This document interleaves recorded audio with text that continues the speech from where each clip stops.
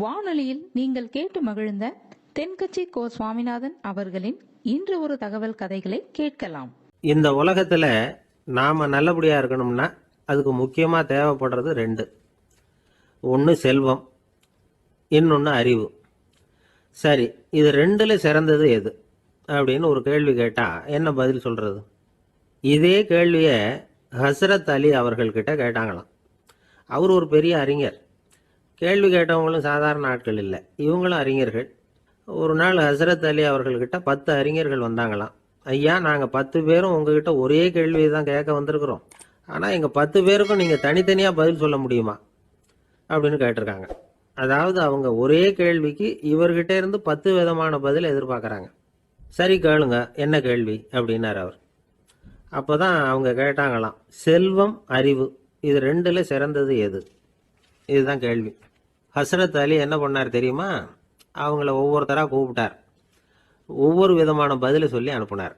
முதல்ல ஒருத்தரை கூப்பிட்டார், சொன்னார், அறிவுங்கிறது தீர்க்க தரிசிகள், ஞானிகள், மகான்கள் இவங்களோட பரம்பரை சொத்து. ஆனால் செல்வம்ங்கிறது கொடுங்கோலரின் ஆயுதம். அதனால் அறிவு தான் சிறந்தது அப்படின்னார். ரெண்டாவது ஆளை கூப்பிட்டார். உங்ககிட்ட செல்வம் இருந்தால் நீங்கள் தான் அதை காப்பாற்றணும், ஆனால் அறிவு உங்களை எப்பவும் காப்பாற்றும். ஆகவே அறிவு தான் சிறந்தது அப்படின்னார். மூணாவது ஆளை கூப்பிட்டார். செல்வந்தனுக்கு எப்போதும் விரோதிகள் அதிகம், ஆனால் அறிஞனுக்கு நண்பர்கள் அதிகம். அதனால் அறிவு தான் சிறந்ததுன்னார். அடுத்தவரை கூப்பிட்டார். செல்வம் அடுத்தவங்களுக்கு கொடுக்க கொடுக்க குறையும், ஆனால் கல்விங்கிறது அதிகரிச்சுக்கிட்டே வரும், கொடுக்கறதுனால குறையாது. அதனால் அறிவு தான் சிறந்ததுன்னார். இன்னொருத்தரை கூப்பிட்டார். அறிவுள்ளவன் எப்பவும் அதை அடுத்தவங்களுக்கு வாரி வழங்கிக்கிட்டே இருப்பான். அதனால் அவங்ககிட்ட தாராளத்தன்மை இருக்கும். ஆனால் செல்வந்தன்கிட்ட கஞ்சத்தனம் தான் இருக்கும். அதனால் அறிவு தான் சிறந்ததுன்னார். ஆறாவது நபரை கூப்பிட்டார். செல்வத்தை கள்வர்கள் திருடிட்டு போக முடியும், ஆனால் அறிவை அப்படி திருடிட்டு போக முடியாது அப்படின்னார். ஏழாவது நபரை கூப்பிட்டார். செல்வம் கால ஓட்டத்தில் அழிஞ்சிரும், ஆனால் அறிவை கால ஓட்டம் ஒன்றும் பண்ண முடியாது. ஆகவே அறிவே சிறந்ததுன்னார். எட்டாவது ஆளை கூப்பிட்டு சொன்னார், செல்வத்துக்கு எப்பவும் எல்லை உண்டு, நிறை உண்டு, அளவு உண்டு, கணக்கு உண்டு. ஆனால் அறிவுக்கு அப்படிப்பட்ட எல்லை எதுவும் கிடையாது. அதனால் அதுதான் சிறந்ததுன்னார். அடுத்தவனை கூப்பிட்டார்.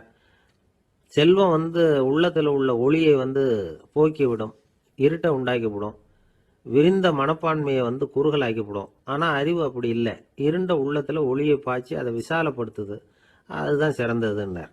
கடைசியாக 10வது நபரை கூப்பிட்டார். செல்வம் மனசில் செருக்கை உண்டாக்குது, ஆணவத்தை ஏற்படுத்துது. அதனால் நானே கடவுள்னு நினைக்கிற அளவுக்கு மனுஷனை தாழ்த்தி விடுது. ஆனால் அறிவு பணிவையும் பண்பாட்டையும் வளர்க்குது. அதனால் அறிவு தான் சிறந்ததுன்னார். ஆக இப்படி 10 பேருக்கும் 10 விதமாக பதில் சொன்னது மூலமாக ஹசரத் அலி அவர்கள் அறிவு தான் செல்வத்தை விட சிறந்தது அப்படிங்கிறதுக்கு 10 காரணங்களை சுட்டி காட்டியிருக்கார். அந்த அறிஞர் 10 பேர் கேட்ட ஒரே கேள்விக்கு 10 பதில் சொன்னார். நமக்கு வேண்டிய ஒருத்தர் 10 பேர் கேட்ட கேள்விக்கு ஒரே பதில் சொல்லி சமாளித்தார். கேள்வி என்ன தெரியுமா? என்கிட்ட வாங்கின கடனை எப்பயா திருப்பி கொடுக்க போகிறேன்? இதுதான் அந்த 10 பேரும் கேட்ட ஒரே கேள்வி. இந்த மாதம் 26ஆம் தேதி தந்துடுறேன் அப்படிங்கிற ஒரே பதில் சொல்லி அவ்வளவு பேரையும் இவர் அனுப்பி வச்சுட்டாராம். எல்லாரும் போனதுக்கப்புறம் இவரை தனியாக கூப்பிட்டு கேட்டிருக்கிறாங்க. அது என்ன சார் கணக்கு, 26ஆம் தேதி அன்னைக்கு என்ன அதிசயம் நடக்க போகுது அப்படின்னு கேட்டிருக்காங்க. அதிசயம் அன்னைக்கு இல்லை, அதுக்கு முத நாளே நடக்க போகுதுன்னாராம். விவரமாக சொல்லுங்கன்னு இருக்காங்க. வேற ஒன்றும் இல்லைங்க, 26ஆம் தேதி தானே எல்லாரையும் வர சொல்லியிருக்கிறேன், அதுக்கு முத நாளே நான் புறப்பட்டு தலைமறைவாயிட போகிறேன் அப்படின்னாராம் ரொம்ப பெருமையா. ஒரு தடவை கலைவாணர் NS கிருஷ்ணன் பேராசிரியர் கல்கியை சந்திச்சு பேசிக்கிட்டு இருந்தாராம். கலைவாணர் கல்கியை பார்த்து, எனக்கு கதை எழுத ஆசையா இருக்கு, எப்படி எழுதுறதுன்னு கேட்டாராம். கதை எழுதுறதுக்கு 4 மை வேணும்னாராம் கல்கி. அப்படியா, அப்படின்னா என்னென்ன கலர் மை அப்படின்னு கேட்டிருக்காரு கலைவாணர் சிரிச்சுக்கிட்டே. நான் சொன்னது கலர் மை இல்லை, அது வேற மை. அதாவது கதை எழுதுறதுக்கு தேவைப்படுகிற 4 மை எதுன்னா, 1 திறமை, 2 பேணாமை, 3வது தனிமை, 4வது பொறுமை அப்படின்னாராம். உடனே கலைவாணர், உங்க யோசனை அருமை அப்படின்னாராம். அதுதான் கலைவாணர். பொதுவா எழுத்தாளர்கள் எழுதுற மாதிரி நடந்துக்கிறது இல்லை, ஆனா கலைவாணர் என்ன சொல்லுவாரோ அதே மாதிரி நடந்துக்குவார். எல்லாருக்கும் எல்லாம் கிடைக்கணுங்கிற கருத்தை சினிமா படங்கள்ல வலியுறுத்துவார். அதே மாதிரி நடைமுறை வாழ்க்கையிலேயே எல்லாருக்கும் எல்லாமும் கொடுப்பார். பணம், பதவி, புகழ் இப்படி எதுவுமே இல்லாத ஒரு சாதாரண மனுஷனா இருந்தா கூட இவர் மனுஷனுக்கு கொடுக்கற மரியாதையில கொஞ்சமும் குறைச்சல் இருக்காது. இந்த குணம் சாதாரணமா எல்லாருக்கும் இருக்கிறது இல்ல. அவரு சினிமா தியேட்டருக்கு போய் சினிமா பாக்குறது வழக்கம். அவரு வந்திருக்கிறாருங்கிறது தெரிஞ்சா போதும், வெளியில பிச்சைக்காரங்க வந்து கூடிடுவாங்க. இது அவருக்கு தெரியும். வெளியில நம்மளை நம்பி ஒரு கூட்டம் காத்துக்கிட்டு இருக்குமேன்னு நினைப்பாரு. உடனே ஒரு 100 ரூபா நோட்டை கொடுத்து சில்லறையா மாத்திட்டு வர சொல்லுவார். படம் முடிஞ்சு வெளியில வர்றப்போ சில்லறையோட வருவார். எல்லாருக்கிட்டையும் கொடுத்துருவார். ஏன்னா எல்லாரும் தேடிட்டு வருவாங்க அவரை. என்ன எல்லாரும் சௌக்கியமா இருக்கிறீங்களா அப்படின்னு பிரியமா விசாரிப்பார். ஏதோ ரொம்ப நெருங்கின சொந்தக்காரங்களை விசாரிக்கிறது மாதிரி விசாரிப்பாரு. தன்கிட்ட இருக்கிற சில்லறையை எல்லாருக்கும் சமமா பிரிச்சு கொடுத்துட்டு தான் அங்கிருந்து புறப்படுவார். ஒரு நாள் அது மாதிரி புறப்படுற சமயத்துல ஒரு சின்ன பையனுக்கு சில்லறை எதுவும் கிடைக்கல கொடுக்கறதுக்கு. இது கலைவாணருக்கு தெரியாது. கார்ல ஏறி புறப்பட்டு போயிட்டார். அந்த பையன் காரை பிடிச்சிக்கிட்டு பின்னாடியே ஓடியாந்துருக்கிறான். ஐயா, நீங்களே இல்லைன்னு சொன்னா நான் என்ன பண்றது? இன்னைக்கு பட்னி தான், அம்மாவுக்கு வேற உடம்பு சரியில்லை அப்படின்னு கத்திக்கிட்டே ஓடியாந்தானா. கலைவாணர் கவனிச்சுட்டார். உடனே காரை நிறுத்த சொன்னார். இறங்கினார். அந்த சின்ன பையனை கட்டி பிடிச்சிக்கிட்டு என்ன மன்னிச்சுக்கப்பா, நான் கவனிக்காம வந்துட்டேன் அப்படின்னு சொல்லி அழ ஆரம்பிச்சுட்டாராம். இன்னொரு தடவை இதே மாதிரி ஒரு தியேட்டர்ல இருந்து வெளியில வந்திருக்கிறார். ஒரு ஆள் அவர்கிட்ட வந்து நின்றுருக்கார். அவர் கொடுக்கறதுக்கு இவர்கிட்ட பணம் இல்லை. பணம் இல்லையாப்பா அப்படின்னாராம். உங்ககிட்டயே இல்லையா அப்படின்னாராம் அவரு. கலைவாணருக்கு மனசு ரொம்ப சங்கடமா போச்சு. உடனே புறப்பட்டு வீட்டுக்கு போனார். அங்க இங்க தேடி பார்த்து அங்க இருந்த கொஞ்சம் நெஞ்ச சில்லறை எடுத்தார். காரு டிரைவரை கூப்பிட்டார். தியேட்டர் வாசல்ல நின்றுகிட்டு இருந்த ஆசாமியோட அங்க அடையாளங்களை சொன்னார். காரை எடுத்துட்டு போய் அந்த ஆளை கண்டுபிடிச்சு இந்த காசை கொடுத்துட்டு வா அப்படின்னு அனுப்பி வச்சாராம். பிச்சை போடுறதுக்காக காரை அனுப்புனதாக வேற யாரை பத்தியாவது நீங்க கேள்விப்பட்டிருக்கிறீங்களா? அவர் ஒரு வித்தியாசமான மனிதர், வித்தியாசமான கலைஞர். கலைவாணரோட சகோதரர் கல்யாணம் நடந்தது. அதுல தியாகராஜ பாகவதர் கச்சேரி முடிஞ்ச உடனே அதுல சம்பந்தப்பட்ட கலைஞர்களுக்கெல்லாம் கலைவாணர் பரிசுகள் கொடுக்கிறார். அந்த கச்சேரியில கடம் வாசிச்சவருக்கு மட்டும் மற்ற எல்லாருக்கும் கொடுத்ததை விட பெருசா ஒரு வெள்ளி கோப்பையை பரிசா கொடுத்தாராம். மற்றவங்களுக்கு எல்லாம் சின்னதா கொடுத்துட்டு கட வித்துவானுக்கு மட்டும் பெருசா பரிசு கொடுக்குறீங்களே ஏன்னு கேட்டிருக்கிறாங்க. அதுக்கு கலைவாணர் விளக்கம் கொடுத்தாராம். இப்பெல்லாம் ரயில்ல கூட்டம் அதிகங்கிறது உங்களுக்கு எல்லாருக்கும் தெரியும். இந்த வித்துவான் இவ்வளவு பெரிய மண்பானைய ரயில்ல ரொம்ப பத்திரமா உடையாம ரொம்ப தூரத்துல இருந்து கொண்டு வந்திருக்கிறாரே, அது என்ன சாமான்யமான காரியமா? அவரோட அந்த சாமர்த்தியத்தை பாராட்டுறதுக்காக தான் அவருக்கு இவ்வளவு பெரிய பரிசு அப்படின்னு. கடற்கரை ஓரமா ஒரு பெரியவர் கையால மணலை கீறிக்கிட்டே உட்கார்ந்துருக்கிறார். என்னத்தையும் தேடிட்டு இருக்கிறது மாதிரி தெரிஞ்சது. மெதுவா கிட்டத்துல போய் என்னத்தை தேடிட்டு இருக்கிறீங்க அப்படின்னு கேட்டோம். அவரு சாவகாசமா நிமிந்து பார்த்து நிம்மதியை தேடிட்டு இருக்கிறேன்னார். நாங்க ஒரு மாதிரி ஆயிட்டோம். இருந்தாலும் சமாளிச்சுக்கிட்டு, சார் மணல்ல கிழிஞ்சல் தான் கிடைக்கும், நிம்மதி கிடைக்காது அப்படின்னோம். சரி, இன்னைக்கு வசமா நம்ம கிட்ட ஒரு ஆள் மாட்டிக்கிட்டார் அப்படின்னு நினைச்சு அவர் பக்கமா போய் உட்காந்துக்கிட்டு கதை சொல்ல ஆரம்பிச்சிட்டோம். ஒரு பெரிய மன்னர் இருந்தார். அவருக்கு எல்லா வசதியும் இருந்தது. இருந்தாலும் ஒரே ஒரு குறை. அது என்னன்னா நிம்மதி இல்லைங்கிற குறை. அரண்மனையில தினமும் கலை நிகழ்ச்சி, நாட்டியம் எல்லாம் நடந்துகிட்டு தான் இருந்தது. இருந்தாலும் நிம்மதி இல்லை. சரி, நிம்மதி எங்க கிடைக்கும் அப்படின்னு தேட ஆரம்பிச்சார். உடனே அதுக்கான முயற்சிகள்ல தீவிரமா இறங்கினார். நாட்டுல உள்ள தத்துவ மேதைகளை எல்லாம் கூப்பிட்டுட்டு வர சொன்னார். எல்லாரும் வந்து சேர்ந்தாங்க. அவங்கள பார்த்து நிம்மதி எங்க இருக்குது அப்படின்னு விசாரிச்சார். அவங்களுக்கு அது தெரிஞ்சா ஏன் இப்படி ராஜா முன்னாடி வந்து நின்றுட்டு இருக்க போறாங்க? ராஜாவோட கேள்விக்கு ஒவ்வொருத்தரும் ஒவ்வொரு மாதிரி விளக்கம் கொடுக்க ஆரம்பிச்சிட்டாங்க. எந்த பதிலும் ராஜாவுக்கு திருப்தி அளிக்கக்கூடிய அளவுக்கு இல்ல. சரி, போயிட்டு வாங்கன்னு சொல்லி அவங்களை எல்லாம் அனுப்பி வச்சுட்டார். ஒரு நாள் அவர் மாளிகையில உப்பருகையில நின்றுட்டு இருக்கிறார். அந்த சமயத்துல தெருவுல ஒரு பிச்சைக்காரன் ரொம்ப உல்லாசமா பாட்டு பாடிக்கிட்டே போயிட்டு இருக்கிறான். குரல்ல ஒரு சந்தோஷம், நடையில ஒரு மிடுக்கு. அவன்கிட்ட கொஞ்சம் கூட கவலை இருக்கிறதா தெரியல. உடனே ராஜா அதை பார்த்தார். ஏவலாளிகளை கைதட்டி கூப்பிட்டார். உடனே ஓடி போய் அந்த பிச்சைக்காரனை இங்க அழைச்சிட்டு வாங்கன்னு உத்தரவு போட்டார். இவங்க உடனே ஓடி போய் அவனை கூப்பிட்டாங்க. அரண்மனைக்கு வாழ்ந்தாங்க. அவன் வரல. அரண்மனைக்குள்ள அடி எடுத்து வைக்க மாட்டேன்னு சொல்லிவிட்டான். ராஜா கிட்ட விஷயத்தை சொன்னாங்க. அவருக்கு ரொம்ப ஆச்சரியம், இப்படி ஒரு ஆள் இருக்கிறானா அப்படின்னு. சரி, அவன் என்னதான் சொல்றான் அப்படின்னு விசாரிச்சார். இவங்க மறுபடியும் தெருவுக்கு போய் கேட்டாங்க. என்ன பார்க்கணும்னா ராஜா விருப்பப்பட்டாருன்னா அவரை வேணும்னா இங்க வர சொல்லுங்க அப்படின்னு சொல்லிவிட்டான். அதை ராஜா கிட்ட சொன்னாங்க. அவருக்கு கோபம் வரல.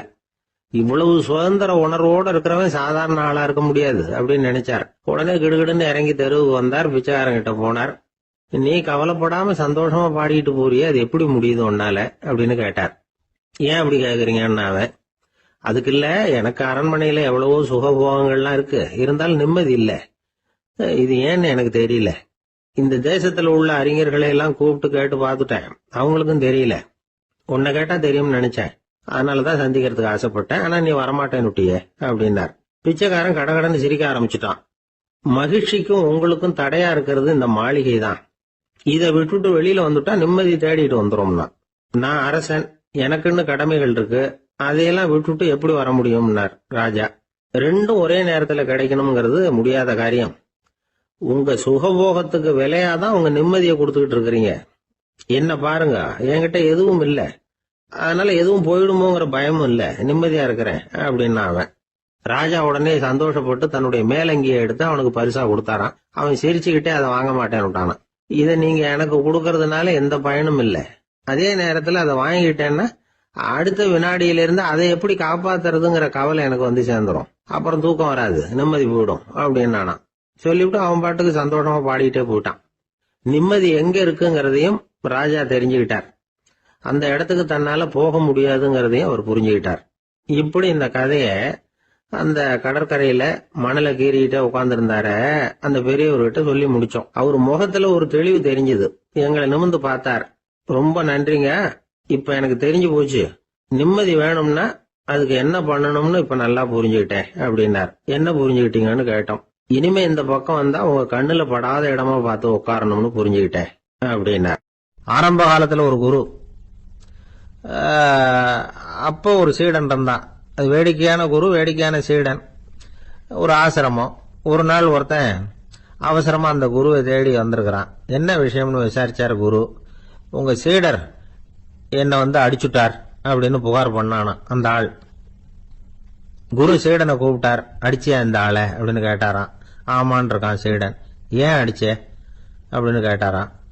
இந்த ஆள் உங்களை பத்தி மட்டமா பேசிவிட்டான், என்னால் அதை தாங்கிக்க முடியல, அதனாலதான் அடிச்சுட்டேன் இருக்கான். அப்படி என்ன பேசினா அப்படின்னு கேட்டாராம். உன்னுடைய குருநாதர் இப்பெல்லாம் அர்த்தமில்லாம பேச ஆரம்பிச்சுட்டார் அப்படின்னு சொல்லிவிட்டான், அதனாலதான் அடிச்சுட்டேன் அப்படின்னானா. அதுக்காக அடிச்சே அப்படின்னாராம். நான் அதுக்காக அடிக்கல குருவே, இப்பெல்லாம் நீங்க அர்த்தமில்லாம பேசுறதாக அவன் சொல்றான், அப்படின்னா இதுவரைக்கும் நீங்க அர்த்தத்தோட பேசினதாகத்தானே அர்த்தம், அது தப்பு தானே, அதனாலதான் அடிச்சேன் அப்படின்னானா. ஒரு பெரியவர் உட்கார்ந்து இருக்கிறார். அவரை சுத்தி அவருடைய தோழர்கள் உட்கார்ந்து இருக்கிறாங்க. ஏதோ ஒரு முக்கியமான செய்தியை அவர் அவங்களுக்கு சொல்லிட்டு இருக்கிறார். அவங்களும் ஆர்வமா கேட்டுக்கிட்டு இருக்கிறாங்க. இந்த சமயத்துல யாரோ ஒரு ஆள் வேகமா அங்க வர்றார். வர்ற வேகத்திலேயே எனக்கு ஏதாவது உதவி செய்யுங்க அப்படின்னு கேட்டுக்கிட்டே வர்றார்.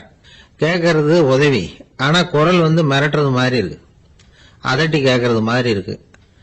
இத கேட்டதும் அந்த பெரியவர் ஆத்திரப்படல, ஆனா அவரை சுத்தி இருந்தவங்க ஆத்திரப்பட்டாங்க. இத பெரியவர் கவனிச்சார். கொஞ்சம் அமைதியா இருங்கன்னார். வந்தவரை கூப்பிட்டார். அவருக்கு சில பொருள்களை கொடுத்தார். என்னங்க இப்ப உங்களுக்கு மகிழ்ச்சி தானே அப்படின்னார். அப்படின்னு அலட்சியமா அவர் சொல்றார். நான் உங்களை நல்ல முறையில நடத்தினேன்னா அப்படின்னு கேட்கிறாரு அவர் மறுபடியும். அதெல்லாம் ஒண்ணும் இல்ல அப்படின்னு சொல்லி அவரு சொல்லிட்டு இருக்கிறாரு. குரல்ல கடுமை குறையில. சுத்தி இருந்தவங்களால இதை பொறுத்துக்க முடியல. கோபத்தோடு அவரை நோக்கி நெருங்க ஆரம்பிச்சாங்க. பெரியவர் அவங்களை எல்லாம் தடுத்து நிறுத்தினார். வந்தவரை வாங்க என்னோட அப்படின்னு சொல்லி அழைச்சிட்டு போனார். வீட்டுக்கு போனார். அங்க போனதும் இன்னும் சில பொருள்களை எடுத்து அவர்கிட்ட கொடுத்தார். இப்ப திருப்தி தானே, நான் உங்ககிட்ட நல்ல முறையில நடந்துகிட்டேனா அப்படின்னார். அவர் முகம் இப்பதான் கொஞ்சம் மலர்ந்தது. ரொம்ப நன்றி, இறைவன் உங்க குடும்பத்துக்கு எல்லா நன்மைகளையும் செய்வான் அப்படின்னு சொன்னார். இதே வார்த்தைகளை என்னுடைய தோழர்கள் கிட்டே சொல்லிட்டீங்கன்னா அவங்க கோபம் தணிஞ்சிரும், வர முடியுமான்னார். கண்டிப்பா வர்றேன் அப்படின்னாரு. மறுநாள் காலையில அந்த இடத்துக்கு வந்தார். அதே மாதிரி சொல்லிவிட்டு அவர் போயிட்டார். தோழர்கள்லாம் ரொம்ப வியப்போட பெரியவரை பார்த்தாங்க. அந்த பெரியவர் தான் நபிகள் நாயகம். அவர் சொன்னார், ஒருத்தன் ரொம்ப ஆசையா ஒரு ஒட்டகத்தை வளர்த்துக்கிட்டு வந்தான். ஒரு நாள் அந்த ஒட்டகம் கயத்தை அறுத்துக்கிட்டு ஓடி போயிட்டுது. அக்கம் பக்கத்தில் இருக்கிறவங்க எல்லாம் அந்த ஒட்டகத்தை பிடிக்கிறதுக்கு முயற்சி பண்ணாங்க. அதை துரத்திக்கிட்டு ஓடினாங்க. ஒட்டகம் தாறுமாறா ஓட ஆரம்பிச்சது. இந்த சமயத்துல ஒட்டகத்தை வளர்த்தவன் அங்க ஓடி வந்தான். நீங்கள் அதை ஒன்றும் செய்ய வேணாம், விட்டுருங்க. அதோட சுபாவம் எனக்கு நல்லா தெரியும். அதை சுலபமாக என்னோட வழிக்கு கொண்டுட்டு வந்துட முடியும். நான் பார்த்துக்கிறேன், விட்டுருங்க அப்படின்னா. எல்லாரும் விலைக்கு போயிட்டாங்க. இவன் என்ன செஞ்சான் தெரியுமா? கொஞ்சம் புல்லை கையில் எடுத்துக்கிட்டு அந்த ஒட்டகத்தை நெருங்கினான். அவ்வளவுதான். அது ஓடி வந்து இவன் காலடியில் உட்காந்துக்கிட்டது. செல்லமாக அதை அப்படியே தடவி கொடுத்தான். முதுகில் ஏறி உட்காந்துக்கிட்டான். அது பாட்டுக்கு சாதுவாக நடந்து போகுது. இந்த கதையை நபிகள் நாயகம் தம்முடைய தோழர்களுக்கு சொல்றார். ஒட்டகத்தை மட்டும் இல்ல, சில மனிதர்களையும் கூட சில விதத்துல அணுகிதான் அவர்களை வந்து சீர்திருத்த வேண்டியிருக்குது அப்படிங்கறத அவங்களுக்கு உணர்த்தினார். இது ஒரு அழகான உளவியல் அணுகுமுறை. சில குடும்ப தலைவர்கள் கூட இந்த ஒட்டகம் மாதிரி நடந்துகிறது உண்டு, அப்புறம் அடங்கி போறதும் உண்டு. ஒரு குடும்ப தலைவர் காலையில எழுந்திரிச்சதுல இருந்து சத்தம் போட்டு கத்திக்கிட்டு இருப்பார். பக்கத்துல இருந்தவங்கலாம் ஓடி போய் சமாதானம் பண்ணி பார்த்தாங்க. அவர் ஓயறது மாதிரி தெரியல. கடைசியில் அவர் மனைவி வந்தாங்க. நீங்க எல்லாம் விலைக்கு போயிடுங்க, அவர் சுபாவம் எனக்கு தெரியும், நான் பாத்துக்கிறேன் அப்படின்னாங்க. சரின்னு எல்லாரும் போயிட்டாங்க. சாயந்தரமா வந்து பாக்குறாங்க, அவர் சத்தம் இல்லாம ஒரு மூலையில் உட்காந்துருக்கிறார், ரொம்ப சாதுவா. ஆச்சரியமா இருந்தது. என்னம்மா பண்ணீங்கன்னு கேட்டாங்க. அது ஒண்ணும் இல்லைங்க, ஒரு வேளை சாப்பாட்டை நிறுத்தினேன், பட்னி போட்டேன், அவ்வளவுதான் அப்படின்னா. ஒரு ஆளு வேகமா நடந்து போய்கிட்டு இருந்தான். அவன் வேகமா நடக்கிறதுக்கு காரணம் வெயில் காலம், காலில் செருப்பு இல்லை, மணல் பாதை, அதுதான் வேகம். காலில் செருப்பும் இல்லாம கையில குடையும் இல்லாம அந்த ஆளு வெயில்ல நடந்து போய்கிட்டு இருக்கிறான். அந்த சமயத்துல இன்னொருத்தன் குதிரை மேலே ஏறி அந்த வழியா வந்துகிட்டு இருக்கிறான். அவன் காலில் செருப்பும் இருந்தது, கையில குடையும் இருந்தது. நடந்து போய்கிட்டு இருந்தவன் அந்த குதிரை ஆசாமியை பார்த்து கேட்டான், ஐயா, நீங்களும் குதிரை மேல உட்காந்துக்கிட்டு போய்கிட்டு இருக்கிறீங்க, அப்படி இருக்கிறப்போ உங்களுக்கு அந்த செருப்பு என்னத்துக்கு? அதை எனக்கு கொடுத்து உதவலாமே அப்படின்னா. குதிரை மேல உட்காந்துருந்தவன் யோசனை பண்ணி பார்த்தான். இவன் சொல்றது நியாயம்தானே அப்படின்னு சொல்லி தன்னுடைய செருப்பை கழட்டி அந்த வழிபோக்கனுக்கு கொடுத்துட்டான். ரொம்ப நல்லதுங்க அப்படின்னு சொல்லி இவன் அதை வாங்கி காலில் மாட்டிக்கிட்டான். அதுக்கப்புறம் மறுபடியும் இவன் ஆரம்பிச்சான், ஐயா, நீங்க வந்து குதிரையில் போறதுனால போக வேண்டிய இடத்துக்கு வேகமா போய் சேர்ந்துருவீங்க, அதனால உங்க கையில் அந்த குடை என்னத்துக்கு? நான் நடந்து போயிட்டு இருக்கிறவன், ரொம்ப நேரம் நடக்க வேண்டியிருக்கும் இந்த வெயில்ல, அதனால அந்த குடையையும் எனக்கு கொடுங்களேன் அப்படின்னா. குதிரை வீரன் யோசனை பண்ணி பார்த்தான். இதுவும் நியாயம்தானே அப்படின்னு அவனுக்கு தோணுச்சு. உடனே இறக்கப்பட்டு தன் காலில் இருந்த செருப்பை கொடுத்தது மாதிரியே தன் கையில் இருந்த குடையையும் இவங்கிட்ட கொடுத்துட்டான். அதுக்கப்புறம் அவன் நிம்மதியா புறப்பட்டான். இப்ப மறுபடியும் கை தட்டி அவனை நிறுத்தினான். கீழே நின்றுட்டு இருந்தவன், என்னப்பா, ஏன் என்ன நிறுத்தின? இன்னும் ஏதாவது வேணுமா உனக்கு அப்படின்னா குதிரையில இருந்தவன். இவன் மெதுவா வாயை திறந்து அந்த குதிரையையும் என்கிட்ட கொடுத்துருங்களேன்னா. அந்த குதிரை வீரன் இப்போ ஒரு கணம் யோசனை பண்ணி பார்த்தான். உடனே என்ன பண்ணான் தெரியுமா? தன்கிட்ட இருந்த குதிரை சவுக்கை எடுத்தான். குதிரை சவுக்கால அந்த ஆளை வாங்குவாங்கன்னு வீசி தள்ளிவிட்டான். இவ்வளவு சவுக்கடியும் வாங்கிக்கிட்டு இந்த ஆள் என்ன பண்ணான் தெரியுமா? சிரிக்கிறான். அடி வாங்கிட்டு யாராவது சிரிப்பாங்களா? குதிரை வீரனுக்கு ஒன்றும் புரியல. என்னப்பா அது, ஏன் இப்படி அடி வாங்கிட்டு இப்படி சிரிக்கிறியே அப்படின்னு கேட்டான். இப்ப அந்த வழிபோக்கன் சொல்றான், ஐயா, நான் இப்படி சிரிக்கிறதுக்கு காரணம் இருக்கு. இப்படி குதிரை கேட்டு உங்ககிட்ட அடி வாங்கலேன்னு வச்சுக்கோங்க, என் உயிர் உள்ள வரைக்கும் மனசுல ஒரு தவிப்பு இருந்துகிட்டே இருக்கும். செருப்பையும் கொடையையும் கேட்ட உடனே கொடுத்தவன் குதிரையையும் கேட்டிருந்தா கொடுத்துருப்பானோ அப்படிங்கிற பேராசையில ஏங்கிக்கிட்டே இருந்திருப்பேன். இப்போ உங்ககிட்ட அடி வாங்கின பிறகு என்னுடைய அந்த சந்தேகம் தீர்ந்து போச்சு. என்னுடைய ஆசைக்கு எல்லை எது அப்படிங்கிறத எனக்கு புரிஞ்சுட்டுது அப்படின்னு சொல்லிவிட்டு அவன் நடக்க ஆரம்பிச்சுட்டானான். ஆசைக்கும் எல்லை உண்டு அப்படிங்கிறத விளக்கறதுக்காக வாரியார் சுவாமிகள் சொல்ற கதை இது. இந்த காலத்திலயும் ஒருத்தன் அது மாதிரி கொடை செருப்போட குதிரையில போய்கிட்டு இருந்தான். எதிரில் நடந்து வந்தவன், ஐயா, உங்க கொடையை எனக்கு கொடுங்களேன்னு கேட்டான். உடனே அவன் குதிரையிலிருந்து கீழே குதிச்சு அவனை சாட்டையால் அடிக்க ஆரம்பிச்சுட்டான். இன்னொருத்தர் அந்த வழியா வந்தவர் இதை பார்த்தார். ஏன்பா, அவன் கேட்டான், உன்னால முடியலன்னா இல்லைன்னு சொல்லிட வேண்டியது தானே, அதுக்காக ஏன் இப்படி அவனை போட்டு அடிக்கிறேன்னு கேட்டார். உங்களுக்கு விவரம் புரியாது சார், காலம் ரொம்ப கெட்டு போச்சு. கேட்டதை கொடுத்தேன்னு வச்சுக்கோங்க, இந்த குதிரையே என்னோடது, அவன் திருடிக்கிட்டு போறான் அப்படின்னு என் பேர்ல புகார் கொடுக்க ஆரம்பிச்சிருவான் சார் அப்படின்னா. அது எப்படி அவ்வளவு உறுதியா சொல்றேன்னு கேட்டார் அவரு. ஏற்கனவே அது மாதிரி ஒருத்தன் பேர்ல புகார் கொடுத்துட்டு தான் இந்த குதிரையை நான் தள்ளிட்டு வந்துகிட்டு இருக்கிறேன் அப்படின்னார். ஒரு பெரிய தத்துவ சிந்தனையாளர் இருந்தார். சுவாங்சு அப்படின்னு பேர். அவருடைய மனைவி ஒரு நாள் திடீர்னு காலமாயிட்டாங்க. ஐயோ பாவம், அவர் ரொம்ப வருத்தப்படுவார், போய் ஆறுதலாக 4 வார்த்தை பேசிவிட்டு வரலாம் அப்படின்னு நினச்சிக்கிட்டு நிறைய பேர் அவரை தேடிட்டு வந்தாங்களாம். வந்தவங்களுக்கு ஆச்சரியம். ஏன்னா இவர் வருத்தப்பட்டுக்கிட்டு இருப்பார் அப்படின்னு தானே எதிர்பார்த்தாங்க. அப்படி இல்லை, தாளம் போட்டுக்கிட்டு உட்காந்துருக்கிறார். தாளத்துக்கு தகுந்த மாதிரி பாட்டு வேற பாடிக்கிட்டு இருக்கிறார். என்ன மனுஷன் இவர், கொஞ்சம் கூட கவலை இல்லாமல் இப்படி இருக்கிறாரு அப்படின்னு நினச்சாங்க. ஒருத்தர் துணிஞ்சு அவர்கிட்ட கேட்டுவிட்டார், என்னங்க இது இப்படி அப்படின்னு. அதுக்கு அவர் என்ன சொன்னார் தெரியுமா? இதை பாருங்க, என்னுடைய மனைவி பிறக்கிறதுக்கு முன்னாடி அவளுக்கு உயிரும் கிடையாது, உடலும் கிடையாது. அதுக்கு பிறகு தான் உயிர் வந்தது, உடல் வந்தது, அந்த உருவம் வந்தது. இப்போ என்ன ஆச்சு? அந்த உருவமும் உயிரும் போயிட்டுது, அவ்வளவுதானே. வந்தது போயிட்டுது. இளவேனில் காலம், இலையுதிர் காலம், பனிக்காலம், இப்படி பருவங்கள் வந்து மாறி மாறி வருது இல்லையா? அது மாதிரி பிறப்பும் இறப்பும் மாறி மாறி வருது. இது இயற்கை.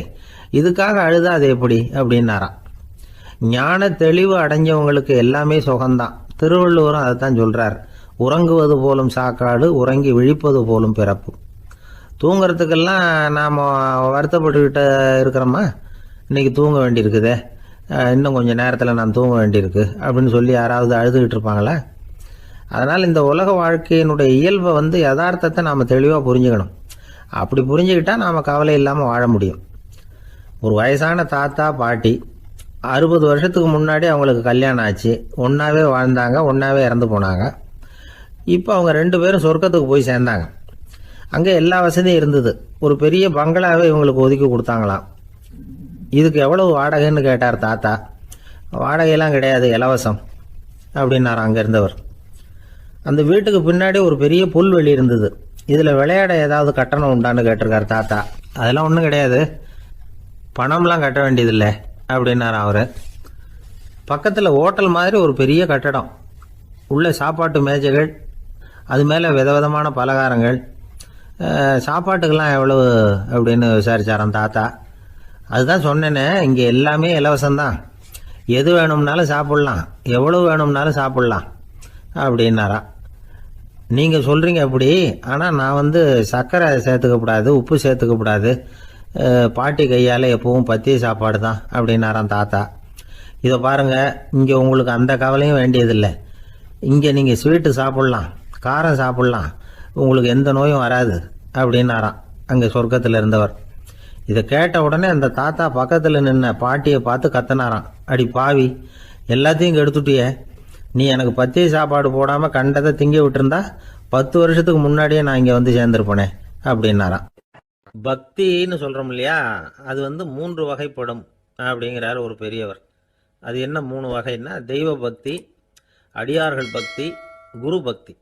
அடியார் பக்தியை விட, தெய்வ பக்தியை விட குரு பக்தி தான் ரொம்பவும் சிறந்ததுங்கிறார் அவர். தெய்வத்துக்கிட்ட செஞ்ச பாவம் குருநாதர்கிட்ட தீர்ந்துருமா, குருநாதர்கிட்ட செஞ்ச பாவம் தெய்வத்துக்கிட்ட போனாலும் தீராதான்.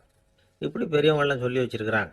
ஒரு காடு, அங்கே அயோத தௌமியர் அப்படின்னு ஒரு தபோதனர், அவர் பல மாணவர்களை ஒன்றா சேர்த்து ஒரு குருகுலம் நடத்திக்கிட்டு இருக்கிறார். பல தரப்பட்டவங்க, பல திறப்பட்டவங்க மாணவர்கள் அதில் சேர்ந்து படிச்சுக்கிட்டு இருக்கிறாங்க. பாஞ்சால ராஜகுமாரன் ஒருத்தனும் அந்த குருகுலத்தில் சேர்ந்து படிச்சுக்கிட்டு இருக்கிறான். அவன் பேர் ஆருணி. பெரிய இடத்து புள்ள, இருந்தாலும் படுப்பில் ரொம்ப கெட்டிக்காரனாக இருந்தான். அவன் தான் அங்கே முதல் மாணவன். ஒரு நாள் குருநாதர் அந்த அரசகுமாரனை கூப்பிட்டார். நம்ம குருகுலத்துக்கு சொந்தமான வயலில் தண்ணீர் பெருகி வெள்ளம் வந்து பயிரை வந்து அழிக்குதான், அதனால் நீ போய் மடையை அடைச்சிட்டு வந்துரு அப்படின்னார். அந்த அரசகுமாரன் உடனே புறப்பட்டான். குருநாதர் சொல்லிட்டார்ல, உடனே புறப்பட்டான். நான் பெரிய இடத்து பிள்ளையாச்சே, ராஜகுமாரனாச்சே, ரொம்ப செல்வாக்கூட வளர்ந்தவனாச்சே, நான் போய் வயலில் இறங்கி வேலை செய்கிறதா அப்படின்னுலாம் அவன் நினைக்கல. குருநாதர் கட்டளையை நிறைவேற்ற வேண்டியது நம்ம கடமை அப்படின்னு நினச்சான். உடனே ஒரு மண்வெட்டியை தூக்கி தோளில் வச்சுக்கிட்டு புறப்பட்டு போயிட்டான். வயலுக்கு போனான். பார்த்தான், தண்ணி கரையை உடச்சிக்கிட்டு வயலுக்குள்ளே ஏகமாக பாஞ்சிக்கிட்டு இருக்குது. இவன் மண்வெட்டியால் களிமண்ணை புல்லோடு சேர்த்து புல் பத்த மாதிரி வெட்டி வெட்டி போட்டான். இருந்தாலும் மடையை அடைக்க முடியல. தண்ணி அதை மீறி வந்துக்கிட்டே இருக்குது. தண்ணி வந்து வேகமாக வயலுக்குள்ளே போய்கிட்டே இருக்குது. போடுற பத்தையெல்லாம் கரைஞ்சி கரைஞ்சி போயிட்டுருக்கு. இருந்தாலும் இவன் தன்னுடைய முயற்சியை கைவிடலை. வெட்டி வெட்டி போட்டுக்கிட்டே இருக்கிறான். காலையில் அங்கே போனவன் சாயந்தரம் வரைக்கும் இப்படி செஞ்சுக்கிட்டு இருக்கிறான். உடம்பும் மனசும் ரொம்பவும் சோர்ந்து போச்சு.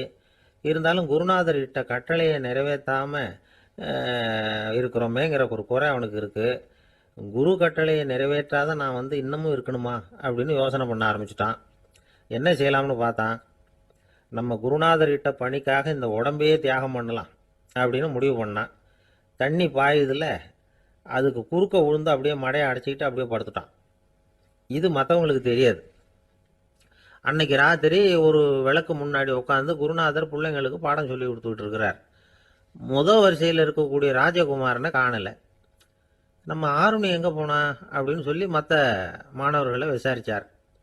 இப்போ அவங்க சொன்னாங்க, சுவாமி அவன் காலையில் வயலுக்கு வந்து மடையை அடைக்கிறதுக்காக போனான், நீங்கள் தான் போக சொன்னீங்க, இன்னும் திரும்பி வரல அப்படின்னு அவர் பையன். குருநாதர் உடனே ஒரு தீவெட்டி எடுத்துக்கிட்டு மாணவர்களை அழைச்சிக்கிட்டு வயலுக்கு போனார். அங்கே போய் பார்த்தா ஆளை காணும்.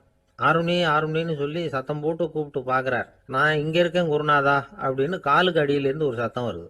குனிஞ்சு பார்த்தா அவன் மடையில் படுத்துருக்குறான். என்னப்பா இதுன்னார். காலையிலேருந்து இந்த மடையை அடைச்சி பார்த்தேன் சுவாமி, முடியல, அதனால் இப்படி குறுக்க படுத்துட்டேன். என்னை தாண்டறதுக்கு பயந்து போய் தண்ணியே தேங்கி நின்றுட்டுது அப்படின்னா. அவனுடைய குரு பக்தியையும் அவனை தாண்டறதுக்கு அஞ்சு நிற்கிற தண்ணி தேக்கத்தையும் பார்த்துட்டு எல்லாரும் ரொம்ப ஆச்சரியப்பட்டு போயிட்டாங்களாம். ஆருணி எழுந்திரிச்சு வா அப்படின்னு கூப்பிட்டாரான் குருநாதர். அவன் தண்ணீரை பொழந்துக்கிட்டு எழுந்திரிச்சு வந்தானான். அதனால அவனுக்கு வந்து உத்தாலகன் அப்படின்னு ஒரு பேர். உத்தாலகன்னா தண்ணீரை பிளந்தவன் அர்த்தம். அந்த உத்தாலகன் மாதிரி இந்த காலத்து மாணவர்களுக்கும் குரு பக்தி வேணும் அப்படின்னு சொன்னோம் ஒரு பள்ளிக்கூடத்தில். உடனே நிறைய மாணவர்கள் எழுந்திரிச்சு நின்னாங்க. சார், நீங்கள் எங்களை வந்து இன்னமும் சரியாக புரிஞ்சுக்கலன்னு நினைக்கிறோம்.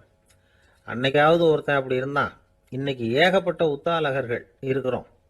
எங்கள் வாத்தியார் கட்டளை இட்டா இப்போவே அது மாதிரி வயலுக்கு போய் மடையில் குறுக்கப்படுத்துக்கிறதுக்கு இந்த வகுப்பில் உள்ள அத்தனை பேரும் தயாராக இருக்கிறோம் அப்படின்னாங்க. அப்படியா அப்படின்னு சொல்லி கேட்டோம் ரொம்ப சந்தோஷமாக. ஒருத்தன் ரொம்ப அடக்கமாக எழுந்திரிச்சான். அப்புறம் சொன்னான், ஆமாம் சார், வகுப்பில் வந்து இவர் நடத்துகிற பாடத்தை கேட்டுக்கிட்டு இருக்கிறத விட பேசாமல் போய் மடையில் படுத்து விடுறது ஒன்றும் கஷ்டமான காரியமாக இருக்காது, அதனால தான் எல்லாரும் அங்கே போகிறேன்னு சொல்கிறோம் அப்படிங்கிறான். ஒரு ஊரில் ஒரு ராஜா இருந்தார். அந்த ராஜாவுக்கு ஒரு மந்திரி.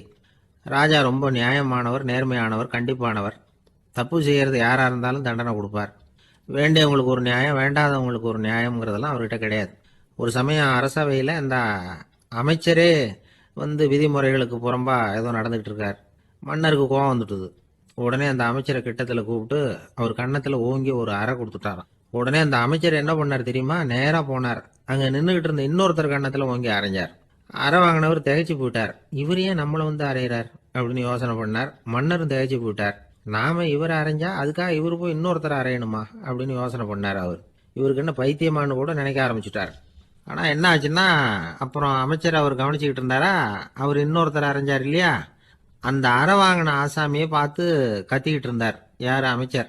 ஏன்பா என்கிட்ட அறையை வாங்கிக்கிட்டு இப்படி விவரம் இல்லாமல் நின்றுட்டு இருக்கிறிய, நான் உனக்கு கொடுத்ததை நீ வேற யாருக்கிட்டையாவது கொடுத்துரு அப்படின்னார்.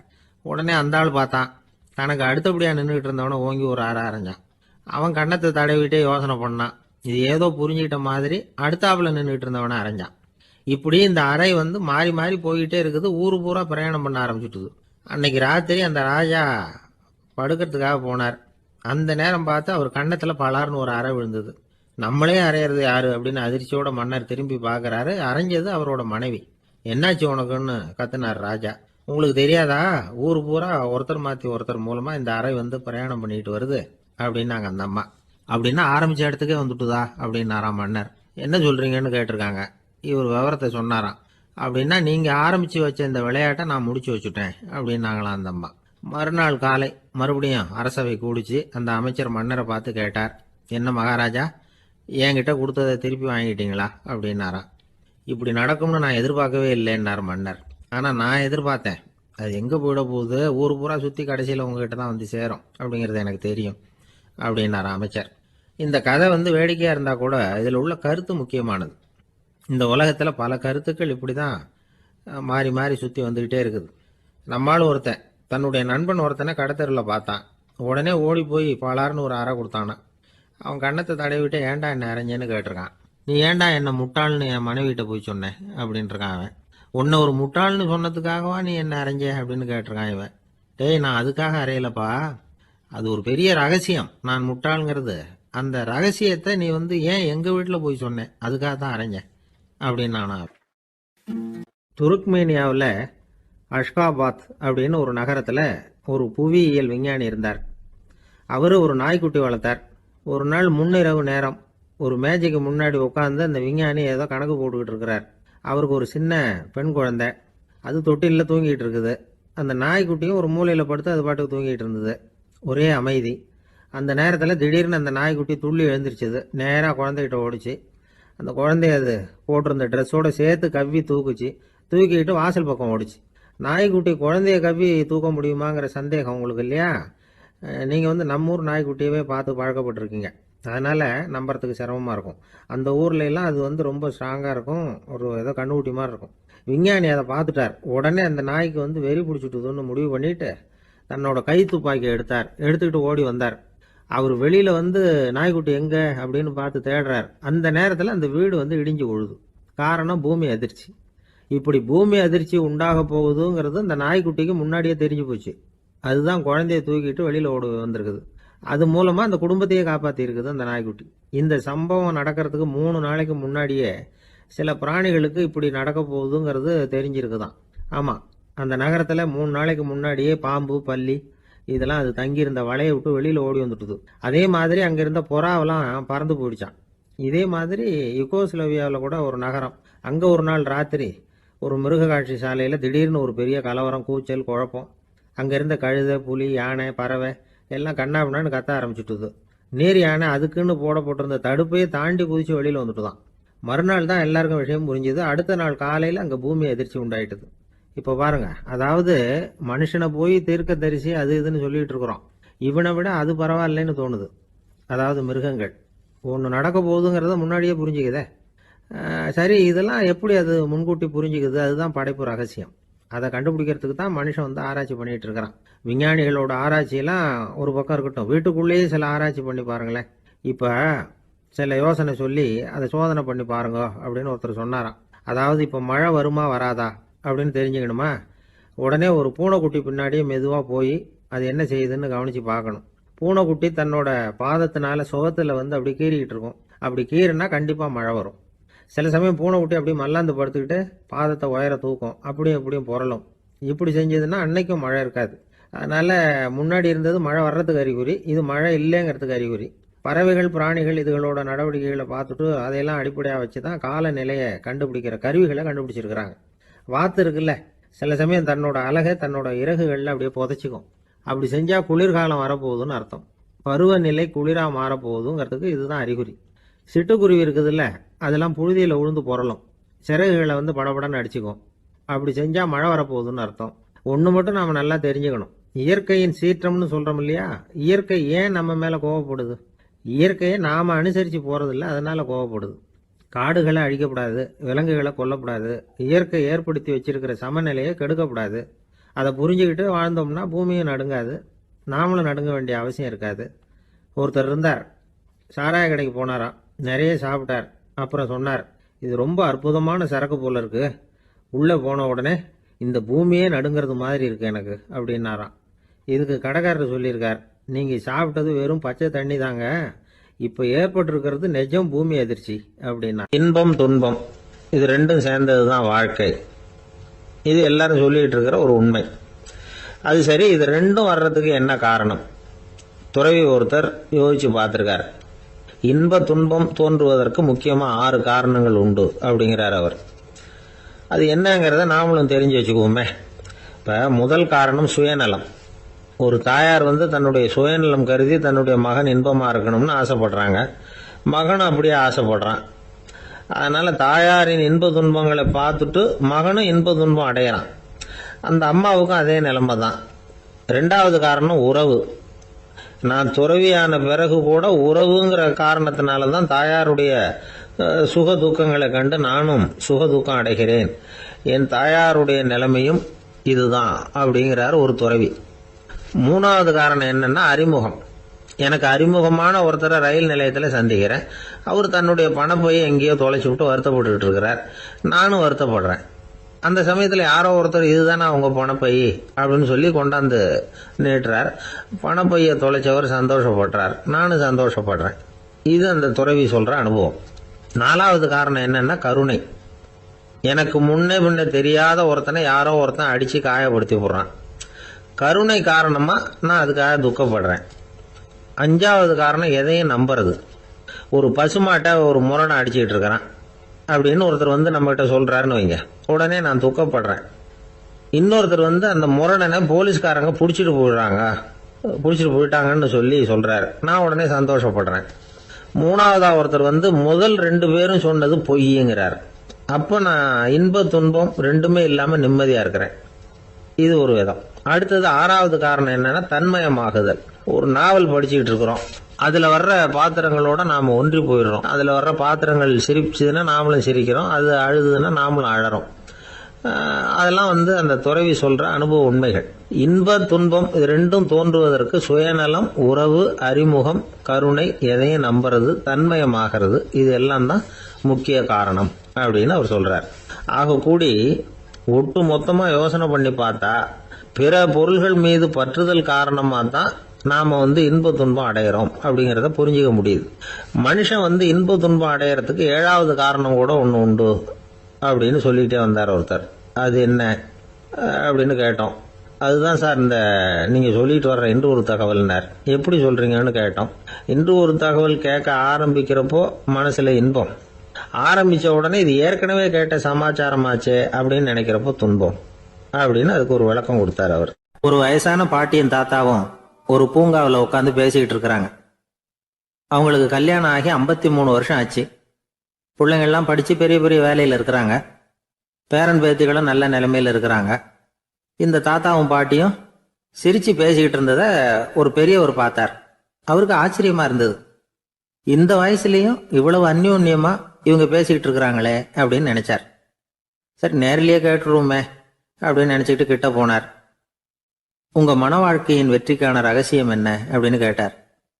இதை கேட்டதும் அந்த தாத்தா சிரிச்சுக்கிட்டே பாட்டியை பார்த்தாராம்.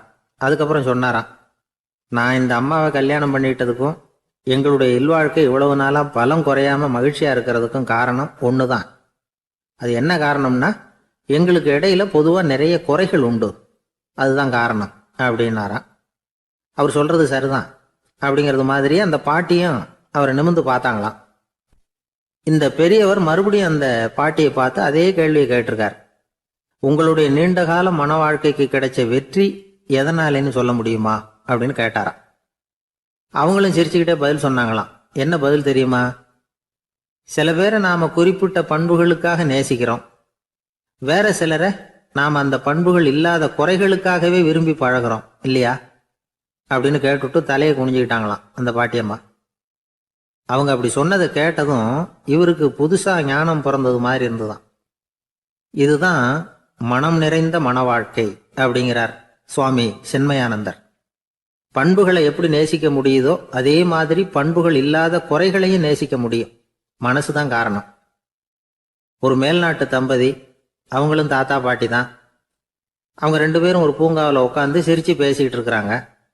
அதை ஒருத்தர் பார்த்தார். அவருக்கு ஆச்சரியம், இவ்வளவு காலம் ஆகி இந்த வயசுலயும் இப்படி அன்பா பேசிக்கிட்டு இருக்கிறாங்களே அப்படிங்கிற ஆச்சரியம்.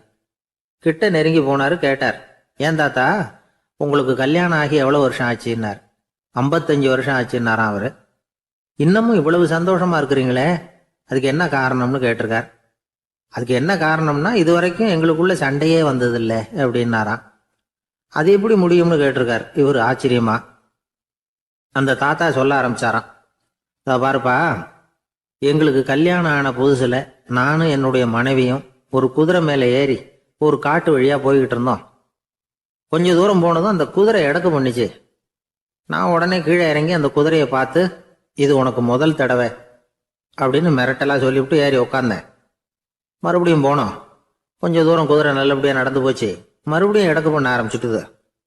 நான் கீழே இறங்கினேன். கையில் இருந்த சாட்டையால ஓங்கி ஒரு அடி கொடுத்தேன். இது உனக்கு 2வது தடவை அப்படின்னு சொல்லிவிட்டு ஏறி உக்காந்தேன். மறுபடியும் குதிரை கொஞ்சம் தூரம் நல்ல விதமா நடந்து போச்சு.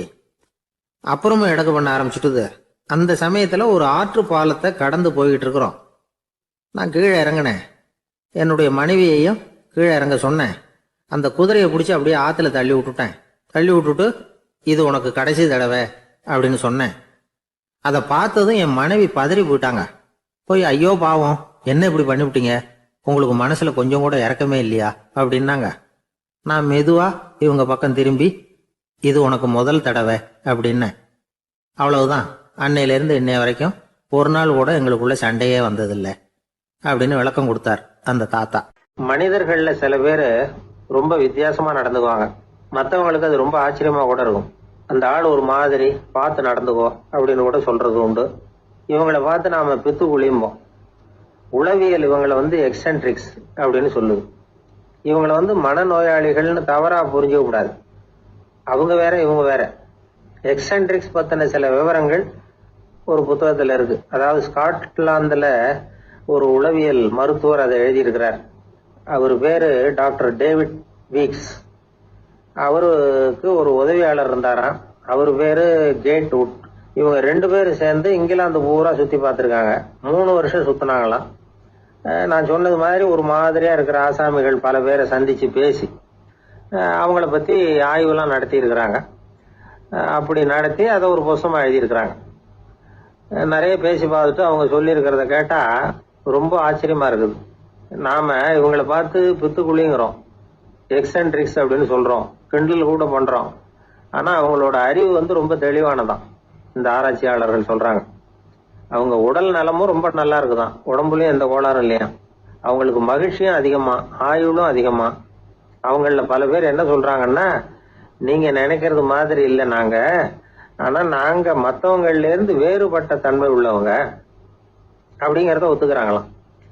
இந்த உலகம் பிறந்ததுல இருந்தே இப்படிப்பட்ட வித்தியாசமான ஆசாமிகளும் பிறந்திருக்கிறாங்க.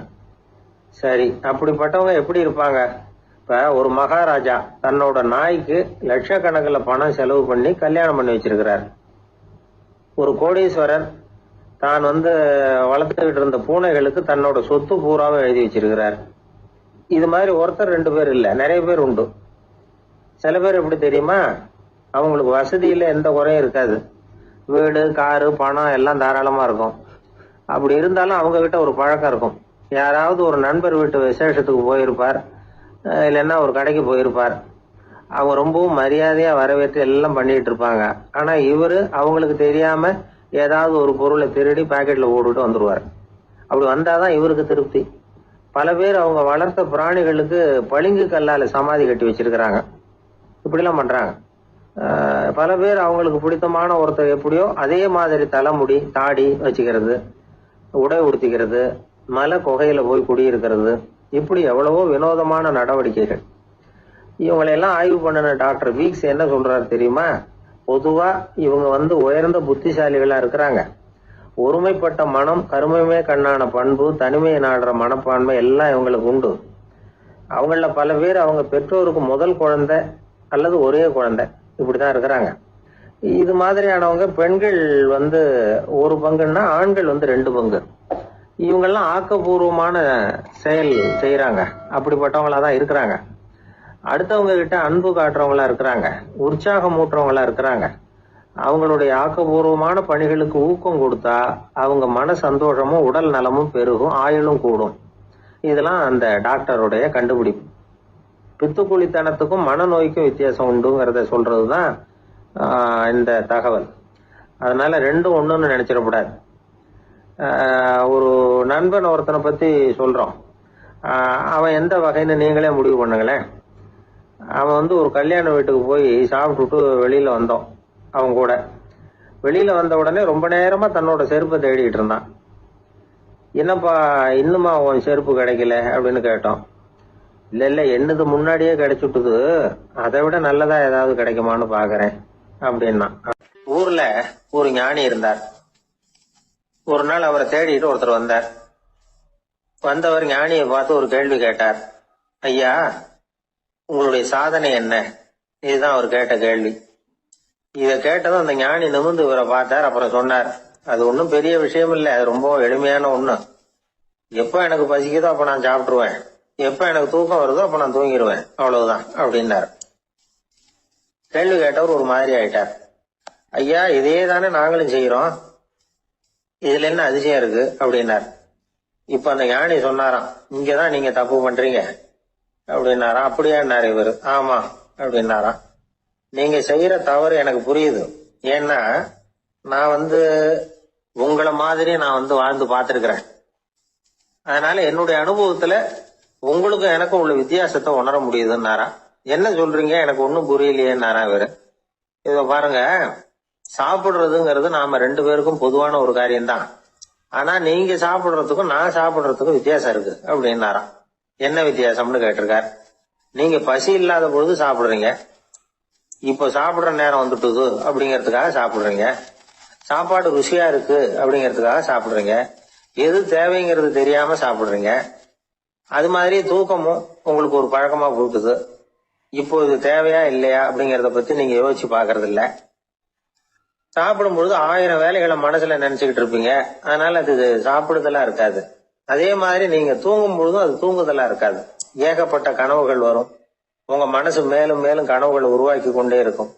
அதனால எனக்குள்ள நடக்கிறது வேற மாதிரி, நீங்க நினைக்கிறது மாதிரி இல்ல.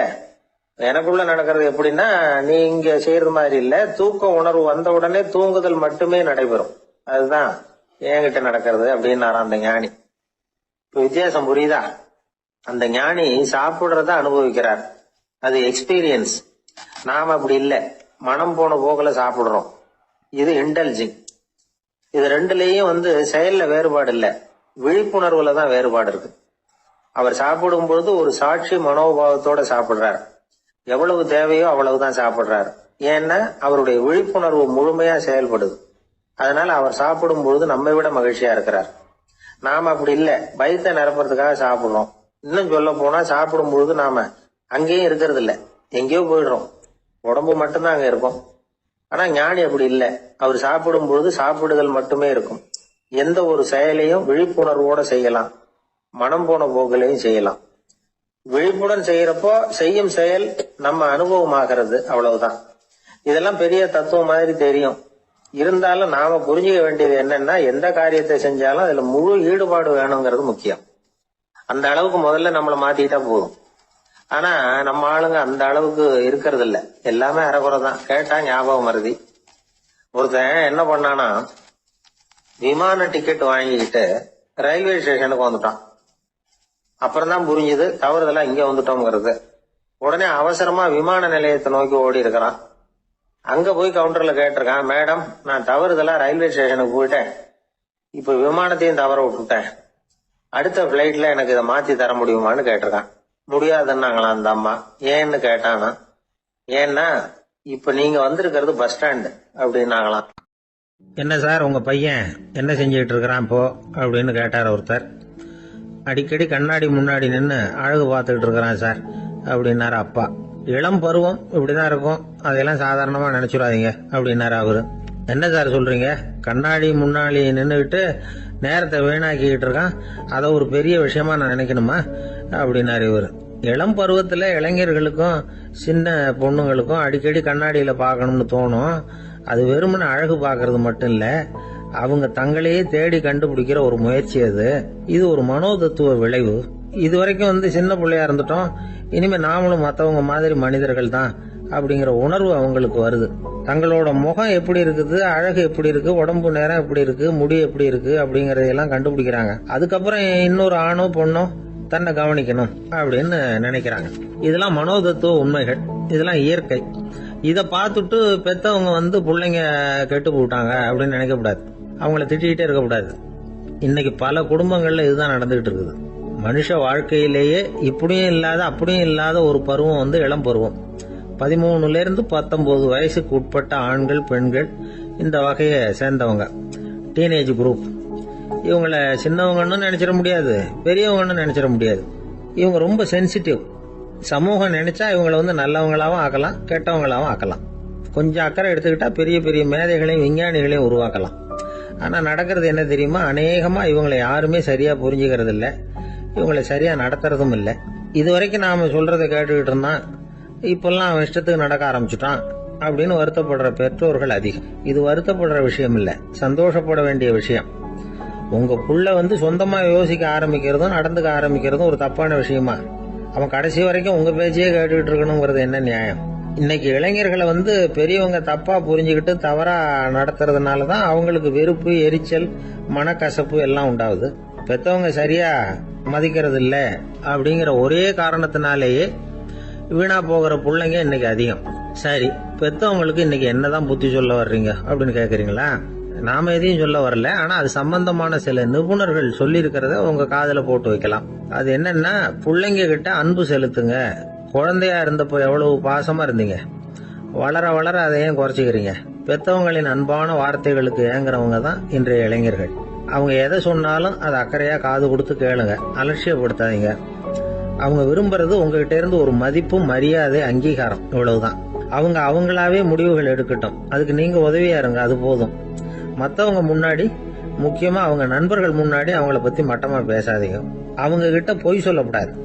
நீங்க சொன்னது பொய்ன்னு தெரிஞ்சு போச்சுன்னா உங்க பேர்ல அவங்களுக்கு இருக்கிற மதிப்பு போயிடும், நம்பிக்கை போயிடும். அவங்களுக்கு முன்னாடி நீங்க சண்டை போடக்கூடாது. உங்க பிள்ளைய எப்பவும் இன்னொரு பிள்ளையோட ஒப்பிட்டு பேசுற வேலையே வேணாம். கூட பிறந்த மற்றவங்களோட கூட ஒப்பிடக்கூடாது. இப்படி செஞ்சா அவன் உங்ககிட்டயும் பிரியமா இருக்க மாட்டான், அவங்க கிட்டயும் பிரியமா இருக்க மாட்டான். புள்ள எங்க போறான், என்ன பண்றான் அப்படின்னு எல்லாம் துப்பறிஞ்சிட்டு இருக்கக்கூடாது. இளைஞர்கள் தனிமையை விரும்புறவங்க. அவங்கள பெட்டியில வச்சு மூடி பாதுகாக்கணும்னு நினைக்கக்கூடாது. அவங்கள எப்படி பாதுகாக்கிறது அப்படிங்கறது அவங்களுக்கே தெரியும். உங்க புள்ள எப்படி நடந்துக்கணும்னு நீங்க எதிர்பார்க்கறீங்களோ அது மாதிரி நீங்க நடந்து காட்டுங்க, அது போதும். ஒரு வீட்டுல அப்பாவும் அம்மாவும் பேசிக்கிட்டு இருக்கிறாங்க.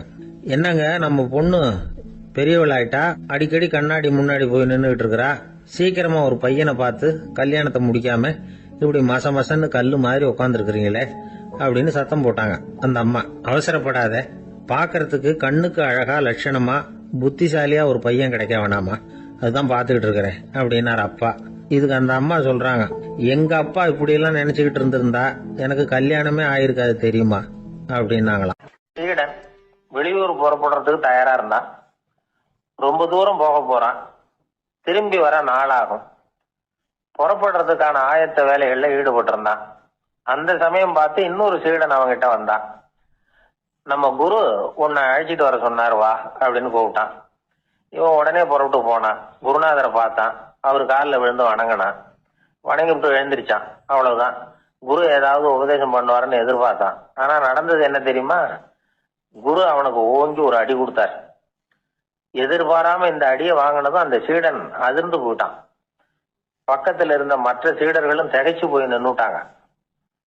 அடி வாங்கின சீடனுக்கு மனசுக்குள்ள குழப்பம், நாம என்ன தப்பு பண்ணணும், புறப்படுற நேரத்துல இப்படி குரு கிட்ட அடி வாங்குற மாதிரி ஆயிட்டுதே அப்படின்னு நினைச்சு மனசுக்குள்ள ரொம்ப வேதனைப்பட்டான். கொஞ்சம் துணிச்சலை வரவழைச்சுக்கிட்டு குருநாதர்கிட்டயே கேட்டுட்டான், சுவாமி, நான் என்ன தப்பு பண்ணினேன், என்ன இப்படி அடிச்சுட்டீங்களே, ஒரு வார்த்தை கூட உங்களை எதிர்த்து நான் பேசினது இல்லையே, இவ்வளவு காலமா உங்க விருப்பத்துக்கு விரோதமா ஒரு காரியம் கூட நான் செஞ்சது இல்லையே, வந்ததும் வராததுமா ஒண்ணுமே சொல்லாம என்ன அடிச்சுட்டீங்களே, குருவே, நான் செஞ்ச குற்றம் தான் என்ன அப்படின்னு கண்ணீரோட பரிதாபமா கேட்டானா அந்த சீடன். ஆனா அந்த குரு முகத்துல கொஞ்சம் கூட கோபம் இல்லை. அவர் சிரிச்சுக்கிட்டே நின்றுகிட்டு இருந்தாராம். அதுக்கப்புறம் சொன்னாராம், என்னுடைய அருமை சீடனே, நீ ஒரு தவறும் பண்ணல. நான் உன்னை அடிச்சது நீ ஏதோ தப்பு பண்ணிவிட்டேங்கிறதுக்காக இல்ல, நீண்ட பயணம் போக போறேன், ஞாபகமா ஏதாவது கொடுத்து அனுப்ப வேணாமா, நீ ஞானம் பெற்ற பிறகுதான் திரும்பி வர போறேங்கிறது எனக்கு தெரியும், அதுக்கு பிறகு உன்னை அடிக்க முடியுமா, அதனால இப்ப கிடைச்சிருக்கிற இந்த வாய்ப்பை பயன்படுத்திக்கிட்டேன், அப்போதைக்கு இப்பவே அடிச்சுட்டேன், அவ்வளவுதான், வேற ஒண்ணும் இல்லை அப்படின்னாராம். குரு சிரிச்சுக்கிட்டே இப்படி சொல்றார். இருந்தாலும் இதுவும் ஒரு உபதேசம் தான். அதிர்ச்சிகளால விழிப்படைய வைக்கிறதும் ஒரு வழிதான். இது சென் வழி. பெரும்பாலும் அதிர்ச்சியின் மூலமாகவே ஞான தரிசனத்தை அருள்கிறவர்கள் தான் ஜென் குருமார்கள். நம்ம தியானம் தான் ஜென். இந்தியாவில இருந்து இது சீனாவுக்கு போய் கொஞ்சம் பேர் மாறி வளம் பெற்று ஜப்பான்ல ஜென் ஆகி வளர்ந்துருக்குது, அவ்வளவுதான். ஜென்கிறது தியானம். எதை நினைச்சும் தியானிக்கிறது இல்ல, எல்லாத்துலயும் தியானம் இருக்கிறதா சொல்லுது ஜென்.